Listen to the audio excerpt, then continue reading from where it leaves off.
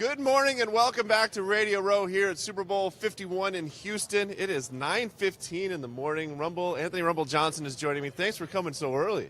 Yeah, thanks for having me. Man, I haven't seen you in a while, so it's been a long good time. to see your face again, man. I was hoping to see you at UFC 206, but that didn't happen. Yeah, Daniel got hurt, so I didn't get to make it. But it was still so much fun. I went out there, showed the fans a lot of love because the fans showed us so much love when we went out there for the media tour. Yeah. And I just felt like it was only fair that I went out there and showed them the same love that they showed me. And you saw one of the best cards of the year. That was an incredible night. It was absolutely It was amazing. awesome. You know what? And even me, I was like, this isn't going to be a great card. Yeah. And I'm one of the people who always say that the cards that don't have big names on them are usually the best cards, and the ones with the big names on them don't turn out that well. Yeah. That one was. And this card was absolute. I didn't sit down really the whole time. Everybody was standing up in every fight. It was so good they replayed it on Christmas Eve on Fox. So Oh, really? Everyone has to see this. Yeah, it it did the did. most numbers like anything's ever done on Fox. Yeah, for it UFC. was. I think my favorite fight on that card was Cub Swanson Yo, and that was the fight of the year. the Korean guy. Yeah. I really like both fighters, those guys. but the Korean guy definitely got my They respect. didn't back down at no, all from each other. Not at all. Gosh, Not at all. It was great. But let's get to you. So you and DC are going back at it again. You're running it back. Yep. UFC 210 in Buffalo. You got to be excited for this one. To Very get excited. a second chance back at DC. Very excited. From the day that I lost to him, when I walked out of the octagon, I was already thinking about what I needed to do to get better and to win the title. Losing sucks. Yeah. If you're a hardcore competitor, you don't want to lose. What's that walk like from the octagon after you lose? Because they're still It's talking to embarrassing. the champ. It's embarrassing. The champ, and you're just walking out like. It's embarrassing. I just felt like I felt like, I let my teammates down. I let myself down because I know I could have did better. That's why I felt like I let them down. Yeah. As I see fighters walk out while everything's still going on, the celebratory Yeah. things going on in the octagon, you're like, I the usually fans are kind of like, hey, there goes the guy that lost. Yeah, I still say what's up to the fans because they came to see us fight, and that's what they got to see. And but at the end of the day, even like when we're sitting in the back, waiting for the doctor to come check us out and things like that, he might be 2 or 3 minutes late or whatever, and that whole time it's in your head, just the fight is just going through your head, and you're thinking about, man, if I would have did this and did that, I would have had different results. But I just suck it up and say, you know what, my next opponent is going to pay. Your next opponent. Well, your last opponent did pay. Last time I saw it was it 202, where you Yeah. won in like 13 seconds Glover. with that Against Glover, Glover, yeah. with that knockout. Yeah. I saw his tooth flying across the octagon. That was one of the best finishes I've seen. You know what? Big shout out to Glover. Hold on a sec. We got comments coming out here. Will you ever move up to heavyweight if you clean out the light heavyweight division? Yeah. I would love to fight at heavyweight. You just those guys are big. They're such big guys, and then you got my boy Francis who just went out there and knocked out Arlovsky. I'm like, and I've trained with Francis. I'm like, if I go up to heavyweight, I have to compete against him. And you have guys like Mark Hunt and Fabricio Verdum and just Travis Brown and Stipe. I mean, there are a lot of men in that weight class. They're not little boys. They're we had men. Derek Lewis on the other day. Yeah, Derek Lewis, and he hits. So I'm like, it's a challenge. So I'm definitely up for the challenge, but I'm gonna have to have a drink or two before I go out there and fight those guys. I'd have to have like a lot of drinks if I go out there and fight any of you guys. DC, you and DC have having a little war of words, just trading some barbs. He said, I think it was yesterday, that he wants to fold you up like a lawn chair. Yeah. He said something like that. I mean, what does that mean? I don't know. He wants to do something that he can't do. He beat me the first time, and he deserves it. He beat me fair and square. But I'm that guy. I don't let it happen more than once, especially if I'm fighting the same person. Yeah. So I look forward to fighting DC. I know he's training hard. he better train hard, because if he doesn't, he knows he's in for a long night. It could be a long night or it could be a short night for him. Yeah, like Zach Mosa out there. Mosca says, just got to watch out for those Cormier hugs. Everybody has to watch out for Cormier hugs. Because you sent him back with a good shot, with a good shot last time, and then he just kind of got away from you. Yeah, I hit him, and I didn't catch him good enough. But next time when I hit him, I'm going to make sure it counts. Yeah. And he doesn't get back up.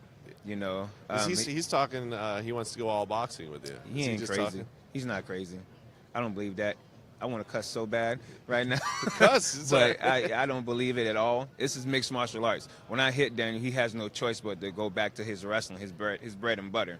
So if he wants to stand up and trade with me, go ahead. You know, I'm not saying it's not possible, but it's not possible. You know what I mean? So I look forward to. That's why I look forward to fighting Daniel. I know he's a beast.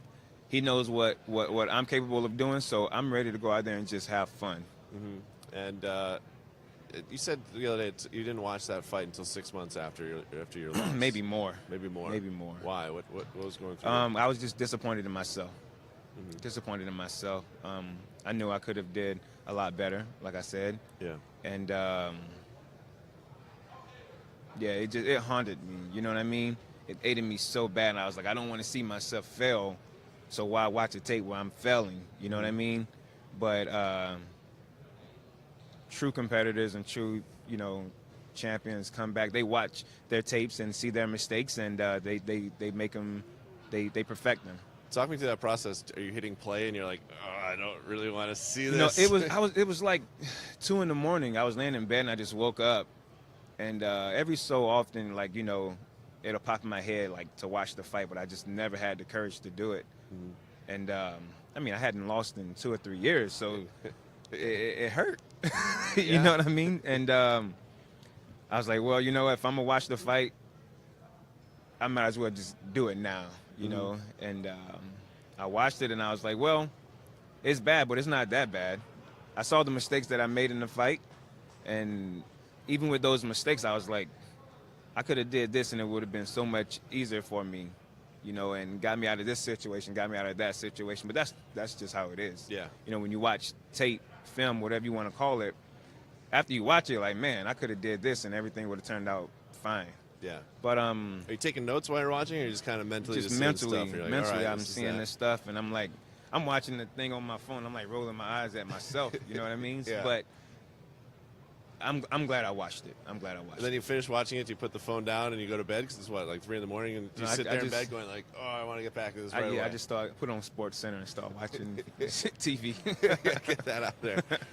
I had Mighty Mouse on the other day, and Sarah out there saying, can't wait to see you destroy DC. Thanks, you. Thanks everyone for watching out there. Keep your comments coming, and our producer Jenko will pop them up on the screen. Gotta love technology.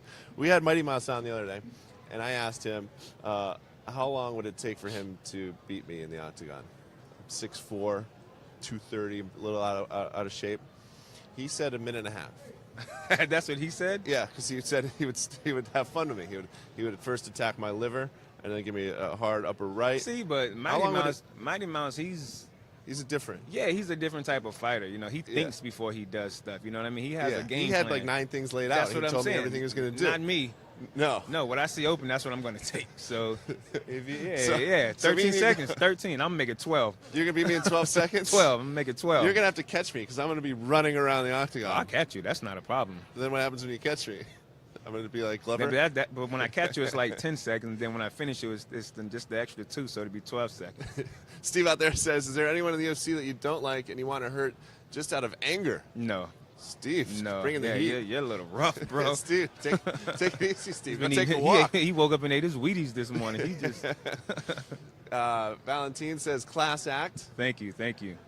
Yeah, you're one of the fighters I really like talking to. Awesome. Thank you, man. You have this nice personality about you, and what keeps me so humble over the years? My grandparents really, they worked really hard for me to be humble. They always told me to be thankful and grateful for everything I've ever received, and always remember where you're from and things like that. Never think you're better than anybody else. So I just, I cherish that, and I try to live by that code. You said it took almost more than 6 months to watch the DC fight. How fast did you watch the Glover fight? I mean, how much did you watch this knockout? I was in the back just like watching it on my phone, and then I was sitting on the bus to go back to the hotel, and everybody was like, "Bro, did you see his tooth?" I'm like, "What are you talking about?" Yeah. I'm like, "No," and then I just, everybody out, y'all are savages, because if you mess up and the public sees it, they're gonna make a video of you. Like, it happens in like 2 minutes. By the time the fight was over with and I got to the bus after media, it was probably 30 minutes, an hour later. Mm-hmm. They already had a video up of the tooth. Like, I hit him, and you see the tooth fly out of his mouth, and it went through the roof, the ceiling. Went in outer space, hit an astronaut, and then it, like, just everything. Like, you can't get away with anything, but I didn't know I knocked his tooth out. You didn't know you knocked his tooth to space? No, I had no idea. I had no idea, and I felt so bad because I was about to post it. Yeah. And then I looked at the video, and the person in the astronaut suit was like one of my brothers. Yeah. Rashad. Yeah. And I felt so bad. I was like, no. So I had to I deleted it out of my phone and everything because I couldn't take it. It was all bad. You text Glover and you're like, dude, I just saw the tooth. I'm sorry about that. Sorry about his tooth out. I was looking for him the next day, but I never saw him. Yeah. I did want to see if I knocked his tooth out. That's why I was looking for him. But I never found him. As I was interviewing Cerrone, Cowboy, while you were fighting, and we were in the back there. Okay. We're watching and all of a sudden the knockout happened. Yeah. Like, Cowboy was just like, oh my god. Yeah. It was one of those Yeah, moments. Cowboy's a good guy. Cowboy's a good guy. He's a good He just dude. had a tough loss, fight, yeah. but he didn't lose to a chump. He lost No. to a gang-bred Yeah. fighter. You know what I mean? Yeah. George Well, is that's why I was a bad dude. George is tough, man. I remember watching him on YouTube. He had the little long hair, ponytail, Yeah. whatever you want to call it, and doing his thing. And I'm happy for anybody that has success Yeah. in this sport. He's from the Kimbo Slice backyard fights. Yeah. He's down in Miami. He's Cuban. Yeah. Yeah, he's game. I like him. I like watching him fight. And I like afterwards, he's like, I'm not going to post selfies on Instagram 5 times a day. It's not me. Like, Yeah. I do my stuff in the octagon. If you want me, come find me. Like, Yeah, exactly. All right, man. Yeah. Now let's just do a quick get to know you a little bit. What's your favorite movie of all time? All About the Benjamins. All About the Benjamins. All About the Benjamins. What's your favorite meal? Oh, man, I don't know. Anything my grandmother can cook. She just can cook. can So cook. if she put it on the plate and put it in front of me, I'll eat it. You eat that. Has a movie ever made you cry? And I asked Derek Lewis this the other day, and you know what he told me? What? The Notebook. Oh, my God. Me too. You cried to The Notebook too? But you know what? What's going on with you I UFC don't fighters? know, Why- bro. First of I all, don't why y'all know. watching I The don't know. Notebook? I was told to watch it, so I watched it. Sometimes you get stuck in a situation, you have no choice but to watch it. But what was it? So you're watching The Notebook and you're sitting there like, this is really tough for me. Yeah, had to turn away and just yeah. So what'd you say? But what was it? Remember back in the day they had the TV show Beauty and the Beast? Yeah. It was like real old, like real Yeah, old. way back He then. lived in like the sewer or some like Yeah. I was crying back then You're too. crying. Yeah. Yeah, Harry and the Hendersons. Yes. You cried here. I cried because didn't Harry get hit by a car or killed or something? I don't remember. I don't know Yeah, if I saw that. I cried doing that. Yeah. I got a soft side.